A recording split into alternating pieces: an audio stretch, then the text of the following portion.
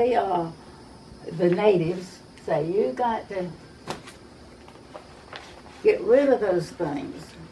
You know, they were brought over and the truck turned over and they just went everywhere. They're up north, out west. Oh. Yeah, you had loaned that to me. Oh, okay. Yeah. And I brought the one that the Mary Peters wrote. You know, she's related to me. And her mother, I think, and my mother were cousins or something. They were all of the Carter family. You couldn't keep up with them if you had to. But I sold a lot of books for her. She wanted me to do it full time. I said, no, thank you. But anyway, Mary Peters was on the Carter side. I could bring that book out. I didn't today, but I have the red book. I wanted to show you several things that I had noticed. And I told Mary, I said, I said, we have 2 of those red books. I said, I didn't know they were like that. There's a whole section in there, and it has to do with a whole family with the same name, and they said it means Matanzas, and it goes right across, you know where the school is. On Davis? Matanzas. Oh, Matanzas High School? Right. Before that, it was Bennett's. And one of the Bennett girls married my uncle on the DuPont side. She was beautiful. So I got the book, and I want you all to see it. This person that is coming across all through there, he's not a Bennett. He's a Malfors. I heard the name. There's Yeah, Malfors. And I said, goodness, I didn't know there was anybody like that over here. So do the Carters come from Georgia? Is it Baxley? Oh, everybody came from Georgia. Well, Excuse me. right. But there was a whole pile of Carters. Except the DuPonts. But my mother's family, they would come, I don't know where they would come down in Baxley, Georgia. That was their favorite place. So anyway, George Carter, I don't know if you've been over to the beach side and saw Salt Park. Mm-hmm. George Carter and 2 or 3 of his boys made salt during the war. So the soldiers could salt down their meat. So how he got there years ago, he probably, the intercoastal, the canal thing wasn't there. It only went so far. But I think they might have swum those horses across because they lived out here, you know, you go US 1 just a little ways and turn left, and George Carter's bunch lived back in there. And we had a Methodist church that we went to. And every now and then there'd be some missing, and sometimes it might be us, and we'd go down to Long's Creek and go swimming. And then you'd see some of your church friends, 10 people down there swimming on Sunday. But anyway, I bet I didn't bring those pictures. My youngest sister and I, we were able to walk the golf course, the Eatman golf course we called it. And we stood on the far side, and she took water a in my picture car. of I have Lover's Creek. water here. Beautiful picture. I'll get it in a minute. Okay. Then there's a picture there of, it was beautiful, of some of the family down there swimming. And that's when there were lots of alligators, and my mother said, one Sunday we went down there and we counted 17 alligators. Oh, And my mother said, you can't go swimming. I said, why? So we had to go somewhere else. But anyway, it's that water, that picture was just beautiful. But the Hammock Dunes told us that we could walk the golf course. You know, they don't charge any money. You had to be a member of Hammock Dunes. But it is a beautiful, these members can have to belong to the other club, and then they can bring guests to that. It was beautiful. We stood there. The diving hole was right there. And you can bet your life, I can keep up with the boys. And there were not very many girls that would be swimming around there, but me, with these boys. And, but when we saw all those alligators there, I kind of listened to her. But that was closer to their house, the Eatman house. And my granddad, he was quite a farmer. He was from North Carolina.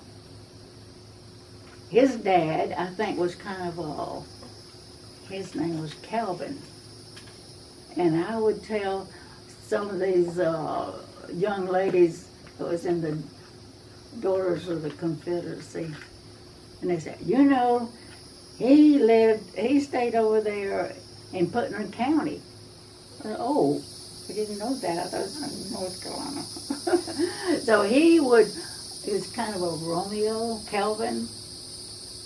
And so he married Annie, I think it was. But anyway, usually people would name their sons after their maiden name or whatever. But it was quite a time in the old days. And my brother would skip out and he'd go to Flagler Beach and work on cars. And so I would be the oldest one. And then it'd be me, my other brother Russell, and Jeanette, and Margie, and Ruth, and Lindy. So we would walk down there to Long's Creek. Have you ever seen cows? I mean, these were huge cows. Horns way up there. And I'd tell the rest of them, walk ahead of me. I think I could outrun them. But anyway, I wouldn't. But there would be a cow, and we'd be coming home. That cow would be looking at us. So she had a calf somewhere. Oh, yeah. And I said, you all walk ahead of me. And you know, and my mother said, watch out for snakes. We never looked down. So anyway, we walked back, didn't have a problem. She just stood there and looked at us. And so around here, these cows had free range, totally. And my granddad had a lot of cows running free. And I don't know, I don't think we touched on this before, but they'd get out to the railroad track. And if the train hit one, they would write my granddad a check. Because they knew that the cow would be his. I used to have, Mary, did we find any receipts? I think Yeah. we have one. But anyway, other than that, we would go fishing down there at Long's Creek. And that time we caught 17 of those reds. Wow. Here we are, we had to bring them home.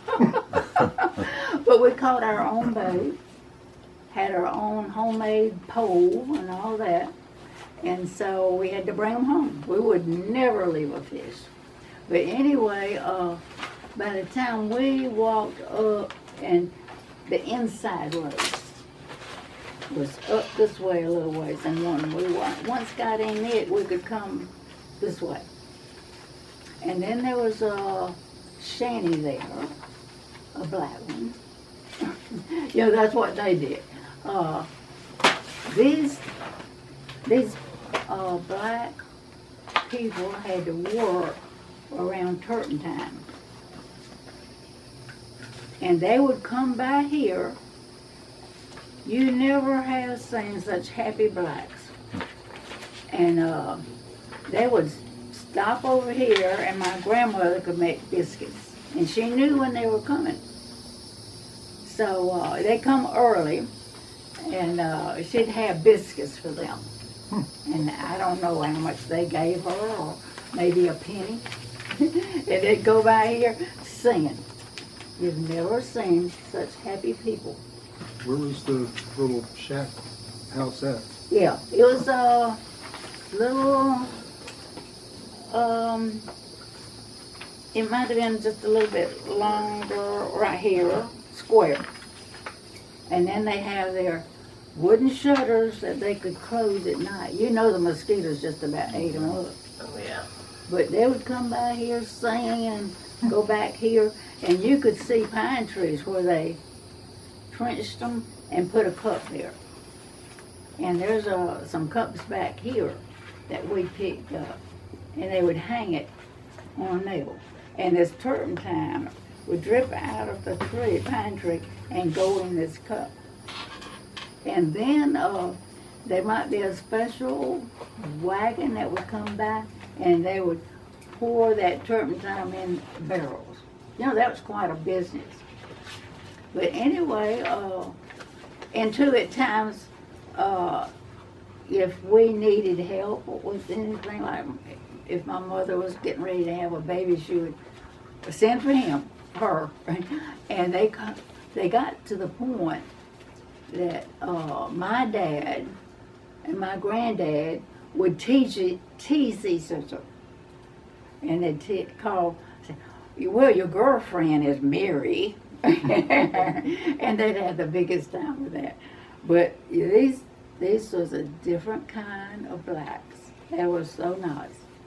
But you could go back here, and on some of I think the Princess place may have some pine trees. And I was back there one day right after hurricane. And these workers were trimming up trees and all, and there was a little buck there with horns, little tiny. And I laughed and told them, I said, he doesn't know what it's all about. You know, I go through there.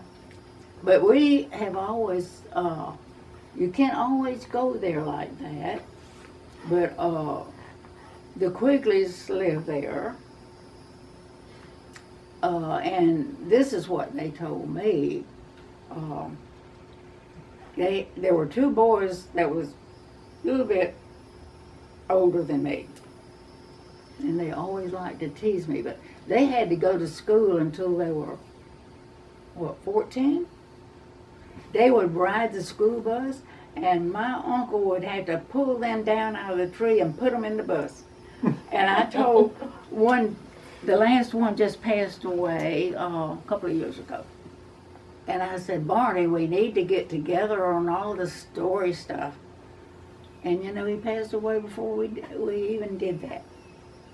But I said, when we rode the bus, y'all's feet and legs were like that. Mine was like this. Mine wouldn't even touch. And they would climb a tree, and my uncle would pull them down by the legs and in the bus. And their poor mother, my mother really liked her. from day one. How she married John Quigley, I don't know. Because he would go around with his suspenders down. And one time his dogs attacked our hogs. One totally disappeared. And so the next day my mother heard dogs again. Well, that was back in, my sister was born in 41 and she was a baby. So I put her on my shoulders. My mother had the gun. And I said, well, Mama, would you really shoot him? No, but I can really fuss at him. And so we did get to see. And she told him, you better not ever touch any hogs of mine. Those were blooded hogs. And he said, yes, ma'am. But he's in the book, and they said the Quigleys were here before 1900. So we've got a map, Ashley has it, of the Quigley's past where Dixie Highway is. Somewhere out there he had property. Oh, Where really? Neoga. You know what they told me, Barney told me, he says, they don't ever say this, but he said the Quigleys owned 100 acres.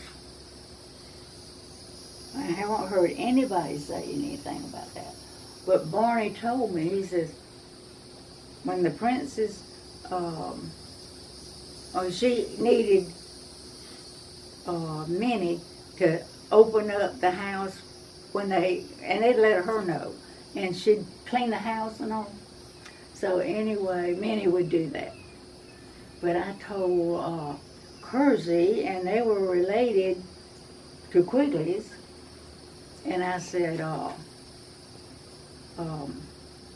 there were two girls, Joanne and something else, and a couple of, I don't know, there were some grown boys. We just stayed out of the way. And my mother would, when she'd go to St. Augustine, she'd come by and see one of the Quigley girls. And they had married Kersey, Joe Kersey. But anyway, well, y'all are tired of that. No, not at all. So what are we going to do? What are you wanting to know? Well, everything. Okay. Seriously, there's not a lot out there. You are the biggest source of information on the town of Matanzas. Oh, really? Well, out there, my mom and dad built this house in 29. And this person told me when they checked it out, said, underneath the house is pretty bad. This old fellow was sitting back there and he says, from Bundy, you only haven't had a hurricane ever. I said, you are crazy. I said, you see this house? No panes were broken. House was solid. No tree had ever hit it. Termites got it. The original house was here, and she had the house torn down and rebuilt, right? Huh? You had the original house tore down and then this built on top of. Yeah, it still has the old foundation. But anyway, that fellow, I don't know where he came from. He said, y'all never had a hurricane. You wasn't from here then? When we had a hurricane, we ran outside and propped those trees up. And ground would be so wet, soggy, I mean. And we would find something to prop it up, and that's why the trees never fell. But anyway, but I was going to tell you about that field out there. Years ago, they planted Japanese cane. The Japanese cane is no bigger than that right there. And in the fall, my dad would start stripping, and my Uncle Jack, who still lived over there, he would, when my dad got through stripping, then they had an old vehicle, they piled the cane in it, took it over there, and they had built they had a grinder, motorized. You know, they had to have it motorized. So they took this Japanese cane over there, and other people around here would grow cane, and they would do the same, and they grew cane over there. We would have and then they had a big vat. Oh, it would be, and they put that juice in there, and well, they had to grind it first and get the juice out, and then they poured it in this big vat, and then they had to put fire under it and cook it. We had syrup that lasted all year, and then over there they had cane. Other people would bring their cane over, and of course, the DuPonts had to have a motor. And so, and these other people, I think, still used a horse or whatever. The big pole on it. Yeah, and we did have a horse. That poor horse. Oh, Dewey. And did I tell you about the alligator? Mm-mm. Okay, my dad and his youngest brother, he would come over here in a vehicle, and they would go back here, and they would catch a huge alligator. And then they'd come back up here, and they'd have that alligator tied on the vehicle.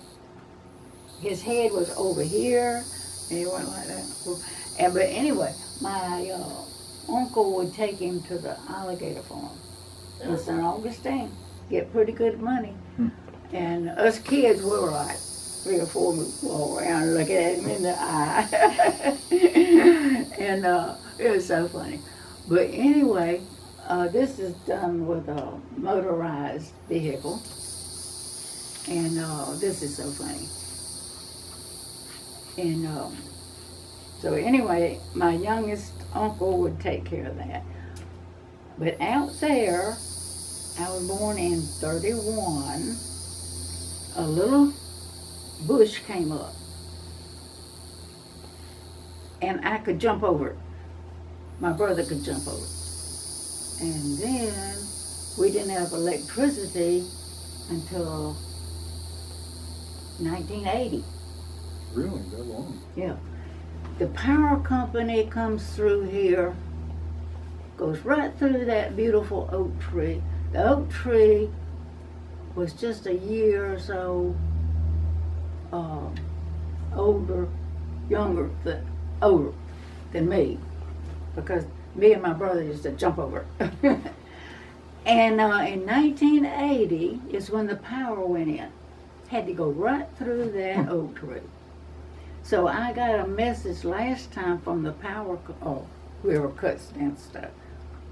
And it said, you should not be planting shrubbery near the power lines. I'm going to have my say. When I see him, I'm going to say, listen, have you ever seen a tree out in the woods? This was out in the woods. And y'all should not have put a wire right through the middle of it. Because see, we didn't have to have power. We used wood for heating and cooking, and what else? But because Lewis Wadsworth wanted power, so they go right through there and cut through the woods.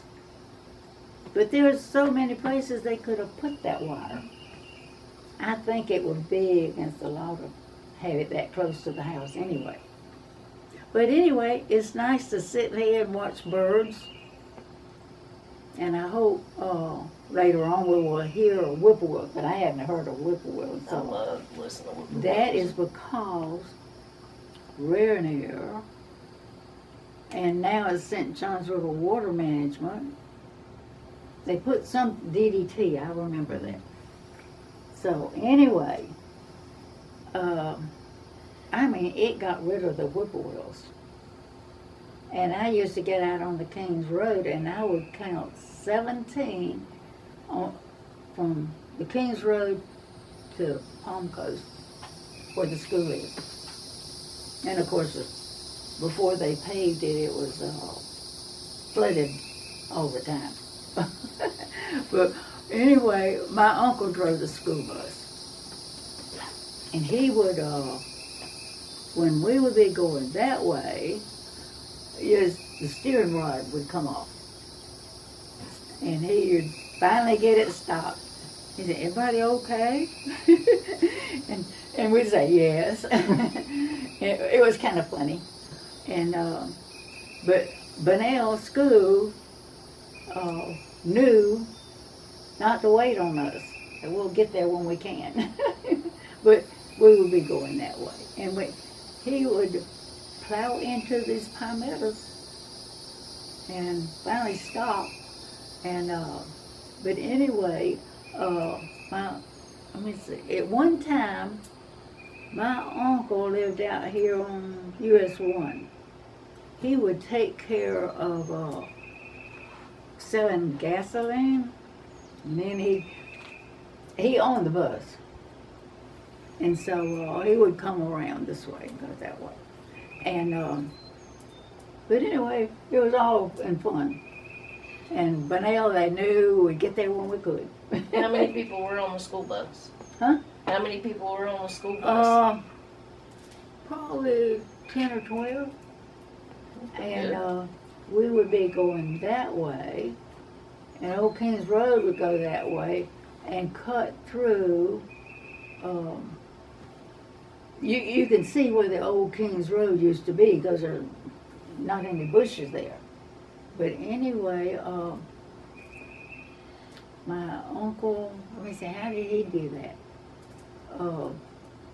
It might be, well, Davis Grade is back here. Yeah. Let me tell you a story about that. On US 1, on the other side of the road, was an old gentleman that lived in an old house.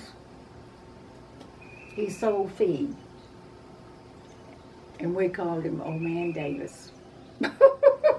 I mean, everybody called him that. And weevils would get in the feed.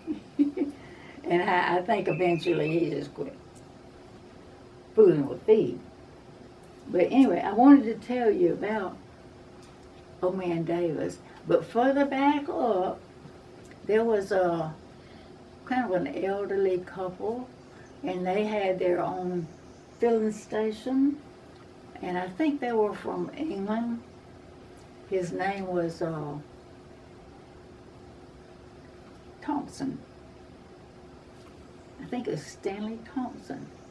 But anyway, we would stop there, and my uncle would buy stuff, and so one day, one morning we were coming, and she was out there flagging the bus down, and my uncle stopped, and she says, "Can you call the medics? My husband has died." And they were from England. And so he said, "I certainly will." But they were so nice. But anyway, they had that taken care of. And then Miss Thompson sold the filling station. And then somebody bought it. And once in a while, I would not stay out there. You know, this fella bought it, and my brother would stay there. And I'd be expecting my brother to come and pick me up, and he wouldn't, or didn't. And then when I'd see my brother, I'd bawl him out. And that did not work for me. It worked for him, because he was always working on vehicles. But this fella, so my uncle took care of that. You know, here you did a lot of things. Be glad to do it. So anyway, so that takes care of Man Davis. But going back up, Thompson. going back up to where the old Kings Road comes out, right across the road.